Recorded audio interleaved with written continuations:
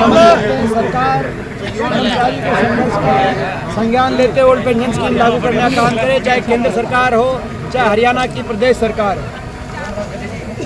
आज प्रदेश के एकमात्र विपक्ष के सांसद के रूप में और प्रदेश अध्यक्ष आदरणीय चौधरी उदय भान जी और नेता विपक्ष चौधरी उपेंद्र सिंह हुड्डा जी के नुमाइंदे के रूप में आज मैं यहाँ पर कांग्रेस पार्टी की तरफ से आया हूँ और ये घोषित करने के लिए कांग्रेस पार्टी की तरफ से कि हमारा पूर्ण समर्थन ओल्ड पेंशन स्कीम की इस मुहिम को है, इस मांग को है। जहाँ जहाँ कांग्रेस की सरकारें बनी प्रदेश में तुरंत पहला कदम, पहला फैसला ओल्ड पेंशन स्कीम को लागू करने का किया गया था। राजस्थान में हमारी सरकार बनी, वहाँ लागू हुआ। छत्तीसगढ़ में हमारी सरकार रही, वहाँ लागू हुआ। कर्नाटक में हमारी सरकार बनी, वहाँ लागू हुआ। तेलंगाना में हमारी सरकार बनी, वहाँ पे ओल्ड पेंशन स्कीम को लागू करने का काम हमारी सरकार ने आते ही किया। और भाजपा का कर्मचारी विरोधी चेहरा इस रूप से उजागर हुआ कि राजस्थान जैसे प्रदेश में जहाँ कह रहे थे कि कांग्रेस की जन कल्याणकारी नीतियों को नहीं बदला जाएगा, ये कहा गया था।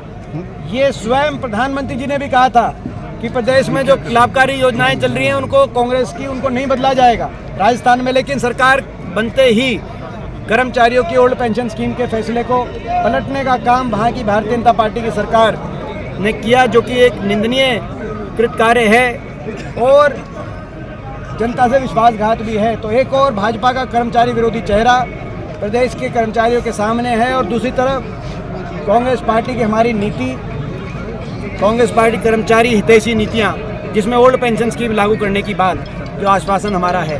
केवल यहीं तक नहीं, बाकी भी बहुत सी ऐसी बातें हैं जो मैंने जैसे कही।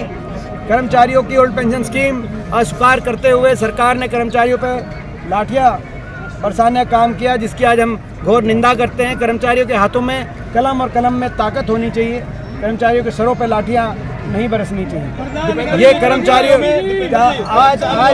आज जो संविधान में जो संवैधानिक अधिकार हर वर्ग के सुनिश्चित किए गए हैं, आज आप देख रहे हैं भारत सरकार के स्तर पर 72% PSUs को केवल 10 वर्ष के अंदर निजीकरण करते हुए भारत सरकार की जो नौकरियों में बढ़ोतरी होती थी वो 17 लाख से घटाकर 13 लाख नौकरी भारत सरकार की रह गई मात्र। और दूसरी ओर फौज के अंदर अग्निपथ योजना ले आए, जो फौज में पक्की भर्ती होती थी, आज फौज में भी कच्ची भर्ती होने लग रही है 4 साल के बाद बिना पेंशन के वापस।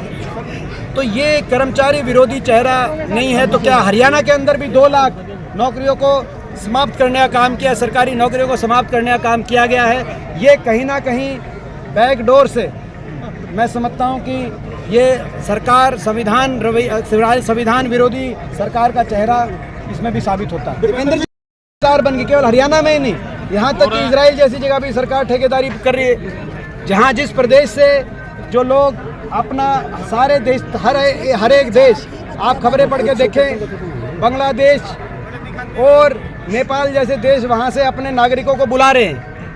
उस ऐसी इजराइल के जो युद्ध में हरियाणा सरकार ठेकेदारी पे कौशल निगम के थ्रू, तो ये कौशल निगम में जो कर्मचारी हैं उनको पक्का किया जाएगा और कौशल निगम को समाप्त करके पक्की भर्ती का रास्ता खोला जाएगा। 2 लाख जो पद जो हैं, 2 लाख जो पद हैं जो इन्होंने समाप्त किए हैं, उन पदों को भी बहाल करके पक्की भर्ती किया जाएगा। ये कांग्रेस पार्टी का हमारा संकल्प है।